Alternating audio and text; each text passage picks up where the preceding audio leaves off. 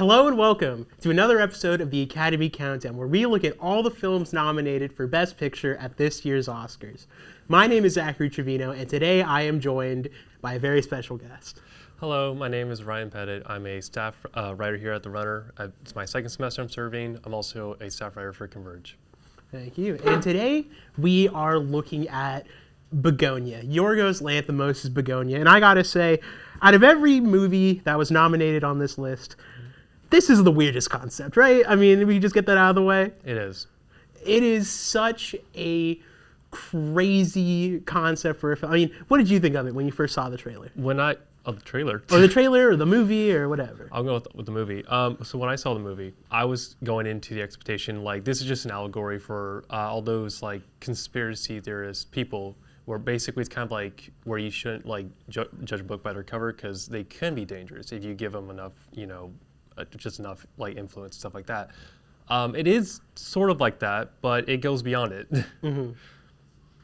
Yeah, and I was interested because it also seemed like it had kind of like it brought back a theme of like classism and kind of like a separation between like the top 1% and then like the bottom of the barrel kind of people, and kind of like the power struggle between the two of them.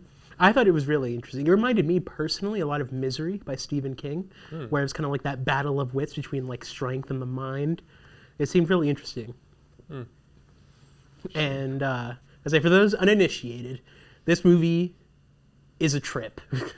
It basically follows Emma Stone's character. She is this high executive CEO of this company, and she gets kidnapped, helmed by this guy, Jesse Plemons, Teddy in the film, who believes that Emma Stone is an alien, and he is trying to use her as leverage to be able to go onto the alien's mothership, to be able to have diplomatic conversations about the alien's departure from Earth. And the whole time, she's trying to just convince them that she's not an alien. And I gotta say, like, this is such an interesting kind of like one-on-one kind of acting thing, don't you think? How do you mean? Like, it's so much like power between like Emma Stone and Jesse Plemons, like how they interact with each other. Like, it's such this movie almost feels combative between the two of them. It definitely, it's like it kind of like, it's almost like they're combating ideologies, but it's not really that. It's just more like one side is trying to prove why they're right and justifying it, all that, but like, well, most likely they're wrong. In reality, they're not. Yeah, and so like what were your main takeaways going into the movie or watching the movie? My main takeaways? Yeah. Oh yeah, sure. I actually have notes here for it. The thing that I definitely liked a lot about it was the cinematography. So the person who did it was named Robbie Ryan, and a lot of it was observational style, or like fly on the wall. And the whole thing is that throughout it felt like almost like a docuseries to me, and it's not typically used a lot in movies. It's more how do I say this? It almost, this film, for instance, is almost exclusively used like wide angle shots, right? Okay, over that dynamic camera movie you see in a lot of action films and so on and so forth. But what I liked about it a lot is because for me it helped assist me with like following along with the story, because you present with the protag, Jesse Plemons' character Teddy, and he's just talking about like a lot of like sci-fi stuff that to me was kind of like gibberish, and I think because of its slow pace, it really gave me like time to just breathe and figure out like, okay, so this is what he's about, where do we go from here, things like that. But that was definitely one of them. And another thing about the cinematography is that it also is basically just follows the rule like where the camera doesn't move if the characters don't move. But if they're staying down, if they're walking, they're running, and so on and forth, it'll move along with them. So yeah. I thought the cinematography of this movie was amazing. I thought it was very interesting with the way that it handled its shots. I remember the first time I thought like, whoa, this is cool, is when they're kidnapping Emma Stone's character. I believe her name is Michelle. The scene where they finally like get her to the ground, they're like, oh my God, fighting her, but it's from the inside of her house, like inside like the indoor pool. And it just like, this film takes a chance and it uses a lot of very interesting shots that like you could think like, oh, why would they do it this way? But also you can think like, why wouldn't they do it this way? It's a very interesting way to convey the information. And this movie is full of very interesting shooting angles like that. And also, like just like you mentioned that shot, it also another thing about this movie, it has some like dark comedic elements into it, where like, for instance, that there was no music, there's no like even there's a chase scene, but there's nothing that accompanies it, pretty much no score or anything like that. You're just seeing this happen in like from one angle, and it just keeps continuing to go on and so forth. And I don't know, it's just bizarrely funny to me. Yeah, I mean, this whole movie is bizarre. I mean, even the imagery of Emma Stone in this movie, I mean, she gets her head shaved and she's just lathered up in this like medical cream. And so she just has this like almost like ghostly pale visage this entire movie to where she almost looks alien. I mean, she looks so, like, by the end of this movie, she looks terrible the way that she's just put through this. And this movie's brutal. Like, I mean, I think we have to say that. I mean, like, I'm watching this movie with other people in the room, and I'm kind of gritting my teeth. I'm like cringing looking at what I'm having to look at for this movie. It revels in the grossness of it all, which I think handles into Yorgos Lanthimos' style. This like kind of very gritty kind of filmmaking, I thought. Right. Yeah. Another thing about like with Emma Stone is, I mean, of course, she's a top stellar actress. She is, of course, she has been in plethora of films. You know, Poor Things was another one that precedes this. I think it was also directed. It's also directed by Yes, Yorgos. right. Yeah. I mean, that whole thing where, like, the whole part where she has to commit to just getting her head completely shaved was, you know, and that was a one take too, because you can't mess that up. Yeah, and they're doing it in like the back of a running car. Like it's yeah. a crazy shot. The fact that she has to like stay unconscious or act unconscious and now react at all was just unbelievable to me. Because if I was my situation, I mean, I would twitch or mess up somehow. Yeah, it's crazy. And and then on the other side of the coin, we have Jesse Plemons' acting, and I thought he played an amazing, almost like cult leader in this movie. Absolutely, yeah. I mean, Teddy is the head of this, but he's also accompanied by his cousin, this guy Don. And the way that Jesse Plemons approaches this character is with so much like emotional manipulation behind almost every action that he takes. Like, he has someone almost completely indoctrinated to his cause, and every time he talks to him, he basically like pulls out the cult leader playbook. I mean, he's talking about how he is basically his messiah, his savior, and how he is the light for this other guy, Don, and how the entire world is failing him. Like, throughout the movie, he always says the same line. He's like, that feeling that you feel, that's them putting it in you. Like, you didn't do anything wrong. You're being manipulated here, but by the wrong cause. And so I thought like that angle of his character, and to kind of show Jesse Plemons as almost this like shepherd-esque character to this flock of one other guy, was very interesting to kind of play into like how he has sway on some people, but then he doesn't have sway on like Michelle, for example. Yeah, no, I was absolutely impressed with Jesse Plemons' portrayal of this character.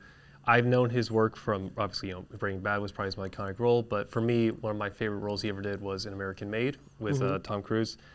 But yeah, he usually plays eccentric characters, weird characters, you know, oddball ones. Teddy for sure was one that when I researched it, he had to really immerse himself into it. He watched a lot of movies and like channels that went into like conspiracy theories and like the ideology behind it. He heavily interviewed one of his close friends that apparently is one of these like conspiracy theorists, and he wanted to understand what got him to that point and all of that. But I think because even like during the first act where he what's the word here, he confronts Michelle in the basement, basically like he's just talking about Andromeda and all this stuff. He says it with earnest and sincerity, and I was like, wow, that was really good delivery by his part. And Don, I don't remember how to say his actual name, but I believe the actor's name is Aiden Delkus, probably. He actually is neurotypical, and I thought he for someone that is autistic as well, I think he actually portrayed the character well. I think his character was supposed to be on like the lower end, and that was fine. But yeah, and I was sad. I was sad that he unfortunately had to commit suicide in that film. in this movie. I would say this film is like such a, it's a bloody romp, really. I mean, the way that this all goes down. I was shocked at how gory this movie was and how like brutal. I don't know. I didn't expect it to be. I don't know why I didn't expect it to be, but it caught me off guard. It really did. I mean, you have a lot of just visceral moments. And let's say now I think it's about time we get into spoilers before, just so you know, stop watching this how you feel. But what do you think of the twist? The end? Yeah. You know, I thought it is a bold, unapologetic ending. That's for sure. And I do think, because this is a movie that is a remake of another movie called Save the Green Planet. It's a South Korean cult classic sci-fi film apparently, and it basically it is almost a 1-to-1. But with the big difference in this one is that basically was it humanity gets wiped out except for all the livestock and plants and ecosystem. And Save the Green Planet, the whole world is gone. Sorry, but I think the ending is for sure very bold, and it's buzzworthy.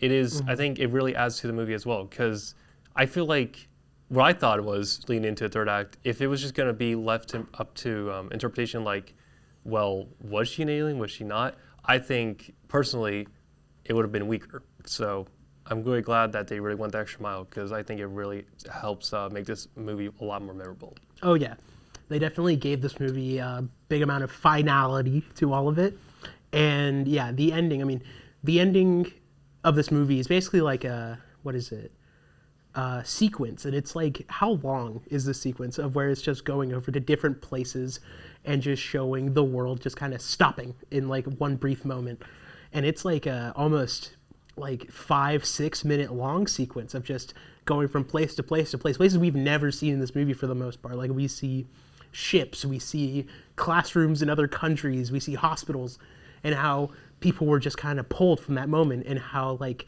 the environment is taking back over. And it was evocative. I mean, like, it's truly like, it sticks in your mind the way they decided in this movie. And I saw it was such an interesting way, because I mean, this entire movie, you're kind of questioning whether or not anything that we're being fed and that we're buying into is true. And then for it to not only kind of everything to kind of be the case, but for it to go to such an extreme, I thought was such an interesting pivot. Oh yeah, it blew my mind. Yeah. How far they really they really pulled that twist, and we're just like, yeah, we got you. It was all true. Yeah, because I mean, just to say now, I mean, Emma Stone is an alien, and like every crazy idea that was brought up by Jesse Plemons' character in this movie is completely true, and he has it completely right on the head. And Jesse Plemons is even supposed to go up to the ship. He only doesn't because of a mistake that he makes on his own behalf. He accidentally ends up blowing himself up.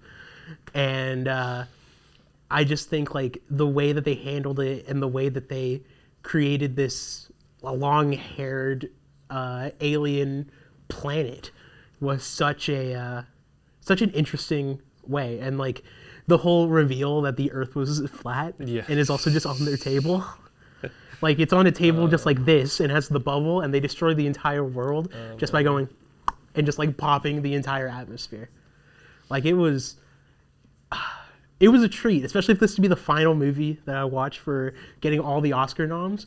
It was such a bizarre concept done to such a high caliber of like skill and technique, and I thought it was truly something beautiful.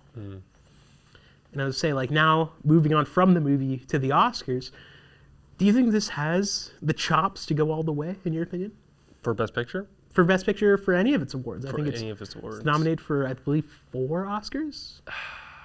I think for Best Picture, it probably won't win it. God, I wish I did my research about the other ones. Oh man, you know, I think if for its competition in like the other categories, I mean maybe secondary, you can call them. I don't know really.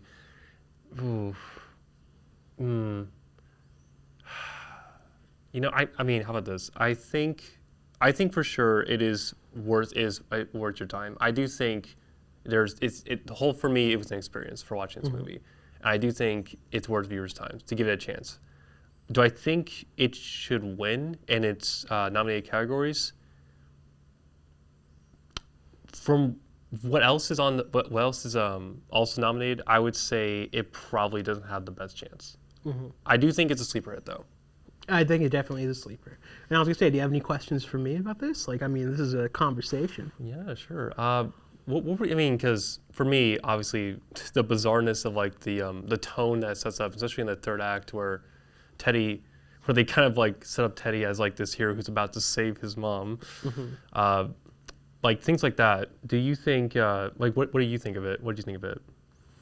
I think it just plays with like the whole point of this this cult and this conspiracy ideology, where like at the end of the day this all stems from some sort of injustice that lies inhabited in the person, and kind of how they feel that there is some wrongdoing in the world, and therefore all of this wrongdoing is happening not because of some mundane aspect that's probably the root cause, but it's all because of some like deep-seated, deep state kind of conspiracy to it all, and how it's kind of like goes against the Jacob's Ladder principle, where it's the most complex in the weeds option. And so I think that was kind of why they built Teddy's character upon so much grief and so much anger towards this one outlet, that like this grief inside of him is what festered all of these crazy conspiratorial ideas. Now, in the movie, he's correct, but I felt like it was an interesting case study on those that kind of do all this mental gymnastics to kind of push all of like the blame and all of their pain onto like exterior factors. And so I thought that was an interesting kind of way to take the character. Yeah, I do think case study is probably the most appropriate word for it. That's what I thought of it too, really. I mean, it does definitely shift focus to Emma Stone's character towards the end, but I do think it's really more about Teddy, pretty much, and the not like the psychology and like a little bit of the philosophy also behind really the conspiratorial mind, pretty much, or the mindset of that. How about this for my next question? I just had it. Crap. Oh man. Oh yeah. Because you've seen all these movies, right? I've only seen this one, but how do you think it would fare in, let's say, just Best Picture? I was gonna say, like, this movie, it has something very special. None of the other movies have. It has this kind of like X factor, more so than most other movies, to where it has this. It delivers such a fresh and kind of like unexpected film.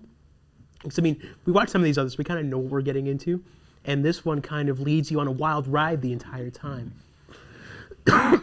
But with also that being said, I think it is a toss-up. I mean, I've said this in a bunch of other episodes, but I feel that this year, with every movie that I've watched, there has been a reason why this one should take it over every other one. And it's just kind of like it lies in what the Academy Committee's virtues are. And it kind of lies in like, what do they deem as the most important factor in a film? Because depending on what that factor is, I think any of these 10 movies could win, which is what is so awesome about being able to cover all these movies this year. Is there is not really, there are front runners, but there is nothing just taking the cake. Like, why even tune in? Because there are so many factors that go into this, and I think this movie probably won't win, but if it did, I would completely understand why, and I would completely understand why any movie won out of these. All of them were great in their own way, I'd have to say. Do we have time for one more question? Yeah. Okay, great.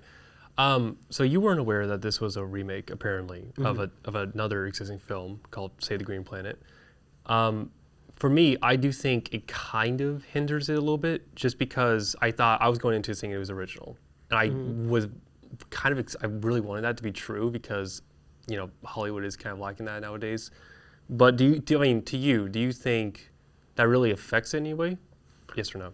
I don't think it affects it, because obviously you can never have an original thought in today's world. I mean, everything's a interpolation, everything's a copy of something else. But I feel like if you're able to take an idea that was proposed out there before, and you're able to give it its own spin in its own way, and give it a new breath and a new chance at life, and let it flourish to a new audience, I feel like you've done enough. I feel like you've created something that other people will enjoy. And if you make it your own, then I think it's just that. I think it's your own. Yeah. And I say, if anyone out there watching has not taken the time to see this movie, I highly recommend it. I mean, this movie was an absolute trip. It's one of the craziest movies that are nominated for this Oscar season. But we will have to wait to see if it'll be able to take it come the day. March 15th, right? Yeah, March 15th, next Sunday. And so, I want to take the last couple minutes that we have to thank, again, everyone that has watched the show. I mean, this is our 10th episode. This is the last episode, last movie that we have to cover before the awards. And this has truly been something incredible. And to be able to talk about all these movies, it's really been great. So this has been the Academy Countdown. My name's been Zachary Trevino. My name's Ryan Petitt. And thank you all for watching.